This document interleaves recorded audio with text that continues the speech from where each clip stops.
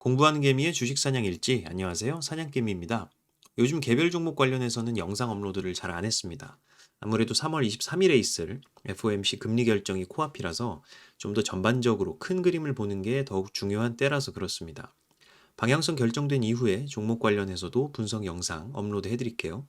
자, 오늘 결론부터 말씀드리면 미 장기국채 ETF, 금 또는 은 선물 ETF, 미국 달러 선물 인버스 ETF를 포트폴리오에 편입하는 것이 좋겠다는 말씀을 드리려고 합니다.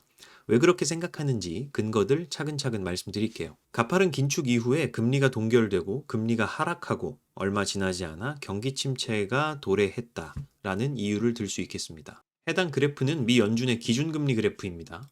1980년대부터 현재까지 보시면 총 4번의 경기 침체 시기가 있었음을 알 수 있어요. 회색으로 표시된 부분입니다. 금리 인상을 통해서 긴축이 먼저 시작이 되고 그 다음 동결, 그리고 금리 인하, 그 이후에 경기 침체의 패턴을 동일하게 보여주고 있습니다. 경기가 화랑이고 시중에 돈이 많이 풀리게 되면 필연적으로 물가는 올라갈 수밖에 없겠죠. 과도하게 과열된 경기를 식히고 물가를 잡기 위해서 금리를 인상하면서 돈을 줄여나가는 것이고요. 그렇게 되면 주식시장과 부동산 시장부터 가격이 빠지기 시작하면서 대출을 받아 투자한 사람들이 힘들어지는 패턴이 나오는 것입니다. 딱 요즘이 그러하죠. 지금 주식시장은 연말 연초를 지나고 등락을 반복하면서 저점을 다져가는 모습을 보여주고 있습니다만 안심하기는 아직 이르고요. 우리는 꼭 실물 경기의 흐름을 같이 봐야 한다는 말씀을 드리겠습니다. 두 번째로 말씀드릴 부분은 구매관리자 지수, 산업생산지수, 설비가동률, 내구재 주문 건수, 그리고 실업률의 흐름이 바뀌었다는 점입니다. 제가 커뮤니티 글에서도 한번 말씀드렸던 내용입니다. 경기 선행 또는 동행 지표라고 할 수 있는 지표들이 현재 고점을 찍고 이렇게 하락하고 있는 형태로 볼 수 있겠고요. 특히 구매관리자 지수는 이 47 수준이 경기 침체 초입이다라고 평가할 수 있는 부분인데 현재 보시면 47.7로 해당 기준에 매우 근접해 있는 상황입니다. 또한 실업률은 3.4%를 저점으로 찍고요. 3.6%까지 반등한 상황인데 IT 업계와 월가 쪽의 대량 해고 바람이 실제 실업률 수치에 반영될 때까지 약 2개월 정도가 소요된다고 해요. 연초부터 대량 해고 바람이 불었기 때문에 3월 그리고 4월에 실업률 움직임 잘 체크해 보셔야 합니다. 실제로 역사적으로 봐도 이 실업률이 이렇게 높아지는 시점부터가 경기 침체의 초입이다라고 할 수 있으니까 그 부분을 꼭 주목을 해 보셔야 된다는 말씀 드려요. 세 번째 이유는 최근 발생한 실리콘밸리 은행, 시그니처 은행, 크레딧 스위스 은행 파산 사태 등에 따라서 시중의 유동성이 더 풀리면서 금리 동결 및 인하 시기가 빨라지고 있다는 점입니다. 자, 이제는 계속 말해서 입이 아프죠. 여러 은행들의 파산 사태, 그 원인은 금리 인상에 있다고 말씀드렸습니다. 미국 장기 국채를 대량으로 보유한 금융기관들이 금리가 인상되면서 채권 평가 손실이 커지게 되고요. 예금자들의 예금을 충당하기 위해서 해당 평가 손실이 큰 채권을 억지로 매도하면서 더욱 은행의 재무 구조가 부실해지게 되는 상황이 은행들의 뱅크런을 야기했던 겁니다. 자, 근데 요즘 보면요. 연준의 최근 긴축 기조와는 다소 상반되는 흐름이 포착이 됩니다. 바로 미국의 중앙은행의 대차대조표가 점점 확대되고 있다라는 점인데요. 그래프를 보시면 최근 자산이 8조 3,420억 달러에서 8조 6,390억 달러로 약 3천억 달러, 한화로는 400조 가량 증가했음을 알 수 있습니다. 미국 중앙은행의 대차대조표가 이처럼 확대됐다라는 소리는 결국엔 채권을 사들여서 시중에 돈을 푼다는 것으로 볼 수 있어요.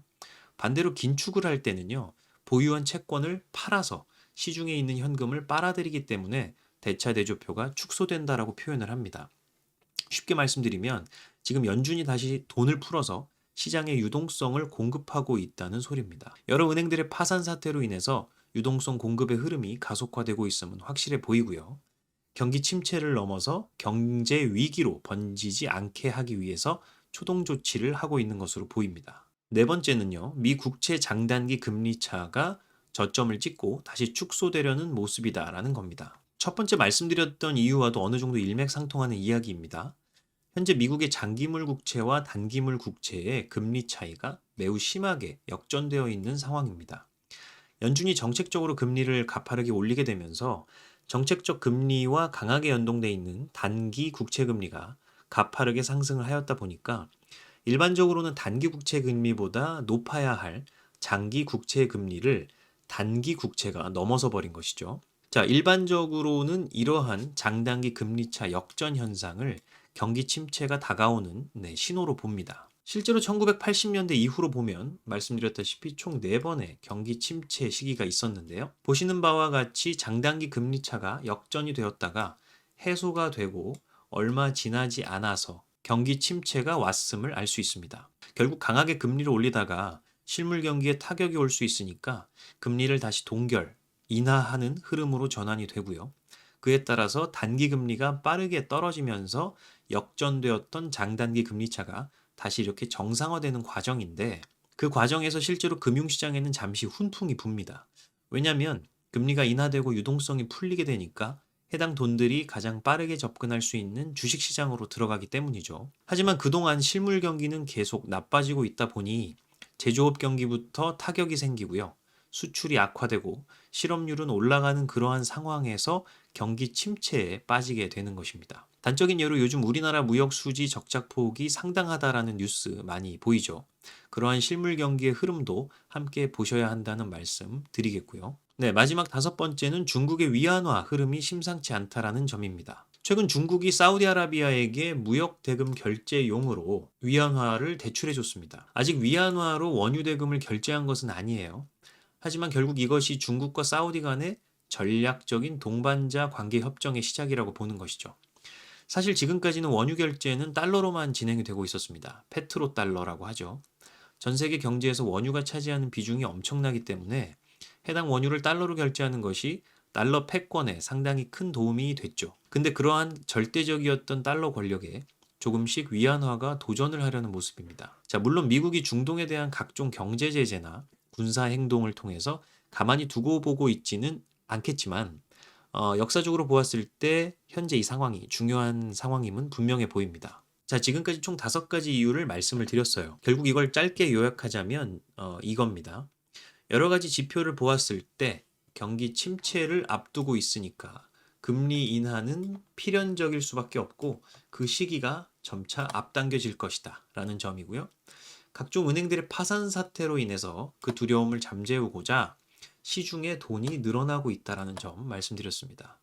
자, 그리고 달러 패권에 도전하는 위안화의 흐름이 심상치 않다라는 점까지 말씀을 드렸어요. 자, 결국 우리는 금리가 인하될 것을 예상하고 있고 장단기 금리차가 해소될 것을 예상하니까 미국채를 포트폴리오에 편입하는 것이 좋을 것 같다라는 생각입니다. 네, 실제로 10년 만기 미 국채 선물 그래프를 보시면 현재 위치가 투자하기에 꽤나 괜찮은 시점이다라는 생각이 들죠. 자, 그리고 시중에 돈이 늘어나고 있으니까 화폐 가치는 낮아질 것을 예상할 수 있겠고요.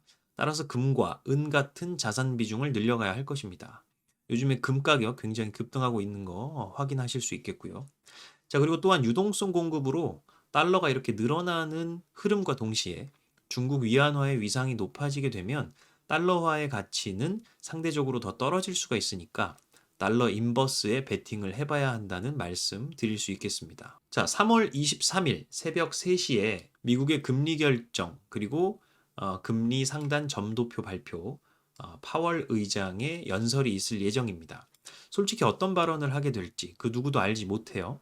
그렇기 때문에 우리는 항상 대응의 관점에서 포트폴리오 리스크를 관리해야 된다는 것입니다. 저는 현재 주식은 코스피와 나스닥에 총 투자 금액의 60%가 들어가 있고요.